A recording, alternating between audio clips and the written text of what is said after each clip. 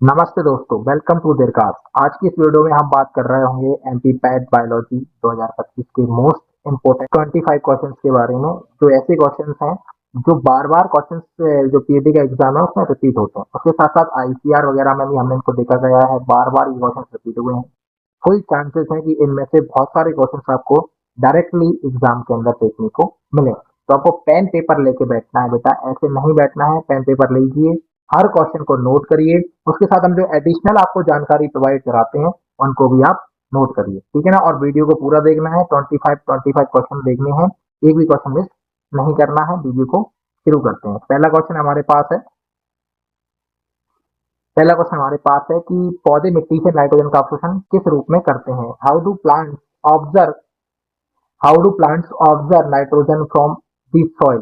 जो मिट्टी होती है उससे पौधे नाइट्रोजन लेते हैं, तो कौन से फॉर्म में लेते हैं। तो पहला तो ये क्वेश्चन याद रखिए कि पौधे नाइट्रोजन को मिट्टी से लेते हैं, ठीक है ना। पहला क्वेश्चन याद रखिए।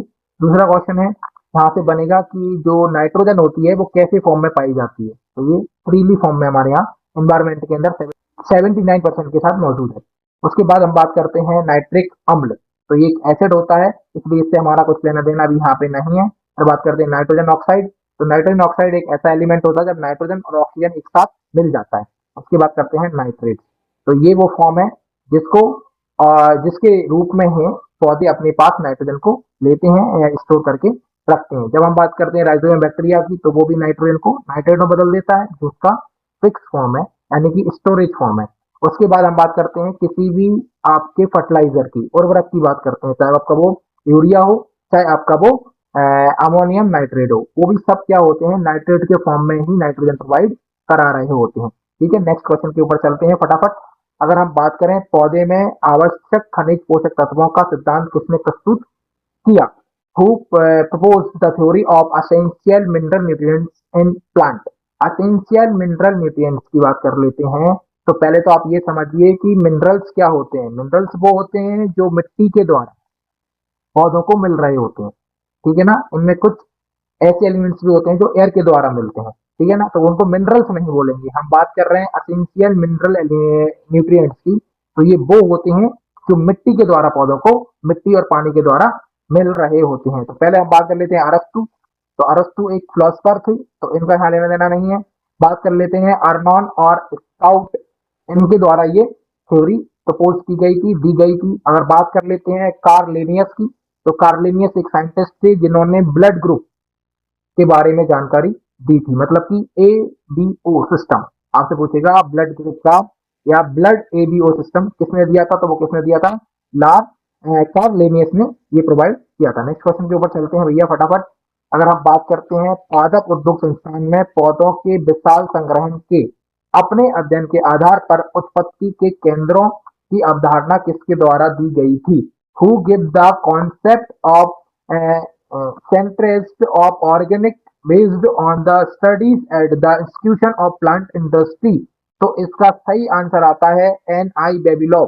कौन आता है, एन आई बेबीलॉव, इनके द्वारा ये थ्योरी दी गई थी। अब इसमें हम और की बात कर लेते हैं। तो नॉर्मल बोर्लॉग, ये आपको दिख रहे होंगे, ये साइंटिस्ट हैं जिनके द्वारा जो है वर्ल्ड के अंदर first time green revolution introduce किया गया था, जिसके लिए उन्हें 1970 में नोबेल पुरस्कार मिला।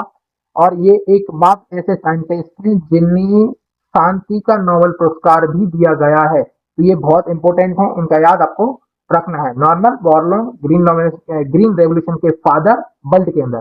फिर हमसे पूछता है इंडिया के अंदर कौन है, तो इंडिया के अंदर है एम एस स्वामीनाथन। अभी हमसे पूछा गया था इस कॉन्सेप्ट, इसका आंसर है एन आई बेबीलॉग, ठीक है ना। तो ये आपको याद रखना है। नेक्स्ट क्वेश्चन के ऊपर चलते हैं। अगला क्वेश्चन है हमारा, ढैंचा किस प्रकार की फसल है। देखिए कभी कभार व्यापम ऐसे क्वेश्चन पूछता है कि उन्हें देख के हंसी आ जाती है, ठीक है ना। जैसे कोई लोग नशा करके बैठ जाते हैं ना, उसी तरीके से। जैसे इन्होंने पूछा है what type of crop in dhaincha. तो भैया इसके ऑप्शन अगर आप ध्यान से देखेंगे ना, तो इसमें दिया है कपास, ढैंचा, गन्ना, सूरजमुखी। तो इसमें तो ढैंचा हो जाएगा, लेकिन इसके ऑप्शन गलत है।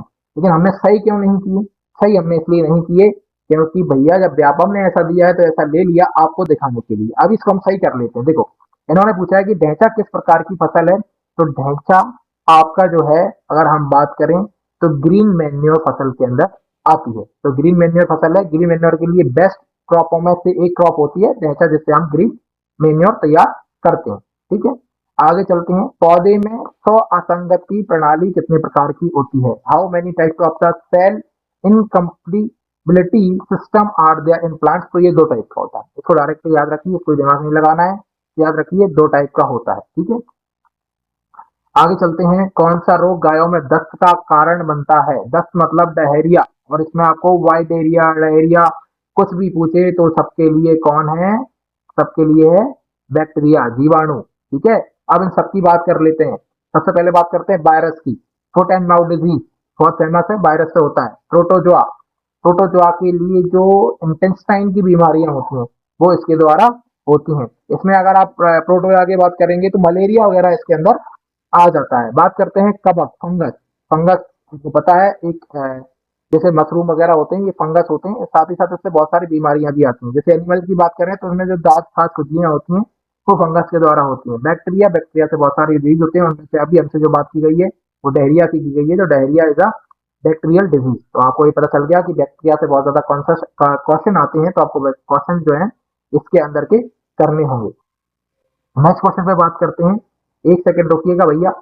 चलिए बात करते हैं पशु चिकित्सा औषधि का वह हिस्सा जो पर्यावरण की गुणवत्ता से संबंधित है, क्या कहलाता है? What is the branch of veterinary medicine that deals with the environmental qualities called? सीधी सी बात है, पर्यावरण की बात कर रहे हैं तो हाइजीन की बात करेंगे। किसकी बात करेंगे? हाइजीन की। तो ये कहलाता है आपका पशु स्वच्छता। क्या कहलाता है? एनिमल हाइजीन कहलाता है। आगे बात करते हैं तो पशु साम्राज्य क्या होता है? एनिमल किंगडम क्या होता है? जिसमें एनिमल के ग्रुप, स्पीसीज वगैरह की स्टडी करी जाती है वो एनिमल किंगडम कहलाता है। बॉटनी या प्लांट की स्टडी करी जाता है वो जो होता है बॉटनी कहलाता है। एपीजूटोलॉजी, ये इसकी बजाय आपको याद रखना है एंटमोलॉजी। क्या याद रखना है? एंटमोलॉजी, जहाँ पे इंसेक्ट्स का अध्ययन करा जाता है, इंसेक्ट इंसेक्ट की स्टडी करी जाती है, उसको बोलते हैं एंटमोलॉजी। नेक्स्ट क्वेश्चन पे चलते हैं। भारत का राष्ट्रीय फल कौन सा है? अब आप बोलोगे सर ऐसा क्वेश्चन भी आता है कि? तो बिल्कुल ऐसा क्वेश्चन आता है। What is the national fruit of India? तो सेब, अनार, केला, आम। इनमें से आम इज द करेक्ट आंसर। आम जो है वो इंडिया का नेशनल फ्रूट है। साथ ही साथ आम का बॉटनिकल नाम याद रखिए, इंडिफेरा इंडिका। साथ ही साथ आपको याद रखना है कि जो आम है, आम ये ट्रू फ्रूट होता है। कैसा होता है? ट्रू फ्रूट होता है। जबकि जो सेब है ये फॉल्स फ्रूट होता है। ये क्या होता है? फॉल्स फ्रूट होता है। इनके बारे में हम पहले चर्चा कर चुके हैं। नेक्स्ट क्वेश्चन पे चलते हैं। किस फसल की रोपण पद्धति पहाड़ी क्षेत्रों में सबसे उपयोगी है? मिसप्रिंट है, ऐसा होना चाहिए। इनमें से कौन सी पद्धति पहाड़ी क्षेत्र के लिए फलों की पद्धति जो है पहाड़ी क्षेत्र के लिए बेस्ट है? Which fruit planting system is the most useful in the high heavy areas? तो कॉन्टूर, ये याद रखना है, बहुत इंपॉर्टेंट है कॉन्टूर पद्धति। इसको आप अच्छी तरीके से याद रखेंगे, ये पहाड़ी क्षेत्रों में उपयोगी होती है। नेक्स्ट बात करते हैं।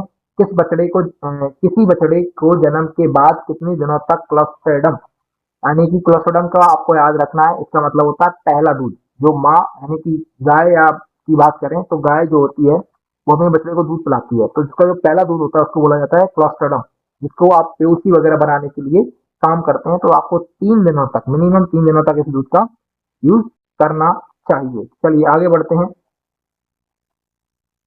नेक्स्ट क्वेश्चन की बात करते हैं। तो किस फसल में वैकल्पिक फलन देखा जाता है? वैकल्पिक का मतलब होता है एक बार फलन आ गया उसके बाद दोबारा से फलन आता है, उसको हम बोलते हैं वैकल्पिक, यानी कि अल्टरनेटेड ब्रीडिंग, है ना। एक बार पहले फलन आ गया, आपने फल तोड़ लिए, दोबारा से उसका भराव स्टार्ट हो जाता है। तो ये सबसे ज्यादा अच्छी तरीका से देखा जाता है आम के अंदर। किसके अंदर देखा जाता है? आम के अंदर, जिसको हम दूसरा चरण भी बोलते हैं। नेक्स्ट क्वेश्चन की बात कर देते हैं हम। टमाटर में ब्लॉसम एंड रॉट किस तत्व की कमी के कारण होता है? कौन सा? ब्लॉसम एंड रॉट जो है वो किस एलिमेंट्स की डेफिशिएंसी की वजह से देखा जाता है? तो ये देखा जाता है कैल्शियम। किसकी वजह से देखा जाता है?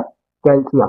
याद रखिए पोटेशियम, ये मेन एलिमेंट्स में आते हैं, पोटेशियम, नाइट्रोजन और फॉस्फोरस, ठीक है ना। इसके अलावा आयरन, इससे अपन एनीमिया की कमी, अगर इसकी कमी हो जाती है तो जो एनिमल्स होते हैं उनमें एनीमिया नाम की बीमारी हो जाती है। आगे चलते हैं। किस फसल में एक ही भूमि पर साल दर साल एक ही फसल लगाना क्या कहलाता है? ये कहलाता है मोनोक्रॉपिंग। क्या कहलाता है? मोनोक्रॉपिंग कहलाता है। ये ऑफलाइन क्लासेस में हमने अच्छे तरीके से पढ़ा है। किसी फसल में एक ही भूमि पर साल दर साल एक ही फसल उगाना क्या कहलाता है? तो ये मोनोक्रॉपिंग कहलाता है। क्या कहलाता है?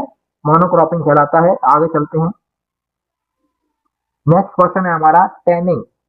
सदई, इसे नहीं बोला जाता, सदई। Tanning, tanning is most important in which fruit? किस फ्रूट के अंदर टैनिंग बेस्ट होता है और जरूरी होता है? तो वो होता है सेब। और मैं आपको पहले ही बता चुका हूँ सेब से एक क्वेश्चन कि सेब इज द फॉल्स फ्रूट, ये असत फल की कैटेगरी में आता है। चलिए आगे बात कर लेते हैं। हाँ, यहाँ रखिए आप आंवला, विटामिन सी की बहुत ज्यादा मात्रा इसके अंदर पाई जाती है। विटामिन ए आम के अंदर पाया जाता है। पपीता, सबसे ज्यादा विटामिन ए पपीता में पाया जाता है। ठीक है, आगे चलते हैं। नेक्स्ट, क्रीम को मक्खन में बदलने के लिए सबसे अच्छा तापमान कौन सा है? 13 से 15 डिग्री सेल्सियस जो टेम्परेचर है वो बेस्ट है क्रीम को बटर बनाने के लिए। आगे चलते हैं। नेक्स्ट क्वेश्चन, शोभाकारी चढ़ने वाले पौधों का उदाहरण। What is the example of an ornamental climber? देखो क्या होता है, ऑर्नामेंटल वो प्लांट्स होते हैं जो फ्रूट नहीं देते, फल नहीं देते और ना साथ में फ्लावर भी देते, कुछ भी नहीं देते, फिर भी इनको लगाया जाता है, ऑर्नामेंटल कहलाते हैं, गार्डनिंग के लिए लगाया जाता है। उसके अलावा क्लैम्बर की बात करें तो वो होते हैं जो बेल के रूप में होते हैं, जो चढ़ते हैं ऊपर की तरफ चढ़ते हैं। जैसे कि अगर हम बात करें लौकी की बेल होती है, इसके अलावा अगर हम बात करें तो जो पान के पत्ते होते हैं उनकी जो बेल होती है वो सब क्लैम्बर होते हैं। तो इसके अंदर आप बात करोगे ऑर्नामेंटल की, तो वो आपका कौन सा है? एंटीगोनन लेप्टोपस। एंटीगोनन लेप्टोपस, ये एक प्लांट होता है जो ऑर्नामेंटल है, साथ ही साथ ये क्लेम्बर भी है। ठीक है, आगे चलते हैं।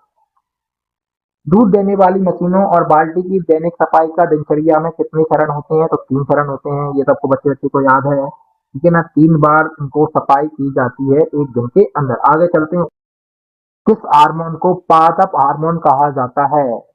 विच hormone is known as the plant growth hormone? अरे भैया जरा ध्यान से देखिए, आपको इन चार के चार ऑप्शन जो नजर आ रहे हैं ना, ये बहुत इंपॉर्टेंट हैं। आपको सबसे पहले मुझे ये बताना है एथिलीन क्या होता है। मैं जब तक इनको समझा रहा हूँ तब तक वीडियो को आप जाके कमेंट करिए कि एथिलीन क्या होता है, आपको जैसा भी आंसर आता है। उसके अलावा हम बात करते हैं साइटोकाइनिन। ये प्लांट हार्मोन है लेकिन ग्रोथ हार्मोन नहीं है ना, इसकी वजह से ग्रोथ कंट्रोल की जाती है। एथिलीन की बात कर लेते हैं तो एथिलीन, एथिलीन का एक और भाई होता है एसिटिलीन। इन दोनों का उपयोग हम करते हैं फलों को पकाने के लिए। ऑक्सिन, ऑक्सिन एक हार्मोन है। इसके अलावा ये ग्रोथ हार्मोन है। लेकिन जब आपसे पूछा जाएगा 2,4-D, क्या 2,4-D? 2,4-D एक क्या होता है? बीट साइड होता है, बीट साइड होता है और ये ऑक्सिन हार्मोन से ही बनाया जाता है। आर्टिफिशियल ऑक्सिन हार्मोन से ये बनाया जाता है। एब्सिसिक एसिड कहाँ पाया जाता है? आपको जो है कमेंट के अंदर आंसर देना है। चलिए आगे चलते हैं। लार्वा अवस्था किस जीव की विशेषता है? तो ये कीटों की है। ना तो बैक्टीरिया के अंदर ऐसा होता है, ना फंगस के अंदर ऐसा होता है, ना शैवाल के अंदर ऐसा होता है। अकेला कीट जैसा होता है जिसके अंदर ये चीजें हो रही होती हैं। बात करते हैं हम फंगस की। यह बहुत इंपॉर्टेंट, फंगी बहुत इंपॉर्टेंट है आपके लिए। इसकी स्टडी यानी कि स्टडी ऑफ फंगस माइकोलॉजी कहलाता है। क्या कहलाता है? माइकोलॉजी। और मशरूम से आपसे पूछेगा क्वेश्चन कि मशरूम क्या है? तो मशरूम एक फंगस है। इसके अंदर बहुत बेनिफिशियल फंगस भी होती हैं और बहुत सारी जो होती हैं अनबेनिफिशियल होती हैं, जो जीवों के अंदर रोग वगैरह पैदा कर देती हैं। बात करते हैं एलगी की। तो algae, study of algae phycology कहलाता है। क्या कहलाता है? साइकोलॉजी। और ये दोनों मिलके जो है, कौन दोनों? फंगस, फंगस और शैवाल यानी कि एल्गी और फंगी, इन दोनों मिलके एक नया प्लांट बनाते हैं जिसको हम बोलते हैं लाइकेन। क्या बोलते हैं? लाइकेन। तो वो फंगस की स्टडी माइकोलॉजी और जो शैवाल होते हैं उनकी स्टडी फाइकोलॉजी। तो माता पिता और ये दोनों मिलके एक नई संतान बना रहा है जिसका नाम है क्या? लाइकेन। क्या नाम है इसका? लाइकेन। और लाइकेन पता है क्या है? एक इंडिकेटर होता है। क्या होता है? इंडिकेटर होता है जो ये दिखाता है कि एयर कितना प्योर है। अगर आपको कहीं लाइकेन दिख जाए तो इसका मतलब है कि वहां का एनवायरमेंट बहुत प्योर है, वहां की हवा बहुत ज्यादा प्योर है। वो एक तरह का इंडिकेटर है। तो आप याद रखेंगे साइकोलॉजी शैवाल, स्टडी ऑफ एल्गी, ठीक है ना। Mycology study of fungus, study of fungus, इन दोनों से मिलकर बना लाइकेन जो कि इंडिकेटर है। ठीक है, चलिए आगे चलते हैं। कौन सा तत्व पौधों में प्रकाश संश्लेषण में सहायक होता है? कौन सा तत्व प्रकाश संश्लेषण में सहायक होता है? तो आपको पता है, बच्चे बच्चे को पता है कि मैग्नीशियम जो है वो क्लोरोफिल, का मेन एलिमेंट्स है। अब मुझे बताइए क्लोरोफिल क्या करता है? क्लोरोफिल ही तो प्रकाश संश्लेषण करता है। इसका मतलब है उसका जो एलिमेंट्स होगा मैग्नीशियम, वो फोटोसिंथेसिस के लिए भी मेन एलिमेंट्स हो जाएगा। आपको बताना है नाइट्रोजन की डेफिशिएंसी से कौन से सिम्टम नजर आते हैं, इस वीडियो के नीचे कमेंट करना है और आपके क्वेश्चन हो गए खत्म। ये क्वेश्चन आपको अच्छी तरीके से अपने नोटबुक में लिख लेना है। इसी तरीके से हम physics, biology, chemistry, math, agronomy यानी कि क्रॉप और एनिमल सबके बहुत ज्यादा पीवाईक्यू आपको करवाने वाले हैं। साथ ही आपको कोई टॉपिक में दिक्कत है, उस टॉपिक का नाम कमेंट में बताइए, उस टॉपिक के ऊपर भी वीडियो आ जाएगा। अगर आपको 25 यानी 2025 के अंदर आप पीएटी के अंदर सीट कंफर्म करना है तो इस चैनल को सब्सक्राइब करके रखिए दोस्त, और अपने दोस्तों के साथ शेयर भी करिए। ऐसा मत सोचिए कि उनको शेयर करने से आपका कंपटीशन बढ़ेगा, नहीं, ये लोग आपके कंपटीशन में नहीं है। आपके कंपटीशन में वो बच्चा है जो किसी कोने में बैठ के आराम से पढ़ाई कर रहा है, बहुत ज्यादा अच्छे तरीके से पढ़ाई कर रहा है। तो आपको अपने लेवल को सुधारना है, ना कि किसी से जो कंपेयर करना है। तो अपने दोस्तों के साथ शेयर करिए, वीडियो को लाइक जरूर कर देना। लाइक करने से मुझे मोटिवेशन मिलेगा जिससे मैं और वीडियो बना पाऊंगा, ठीक है ना? क्योंकि बहुत दिनों के बाद हमने ये चैनल स्टार्ट किया है, क्योंकि टाइम ही नहीं मिलता ऑफलाइन क्लासेस से। लेकिन अब हमने सोचा है कि आप लोगों की तैयारी हम फ्री में आपको करवा के देंगे, ठीक है?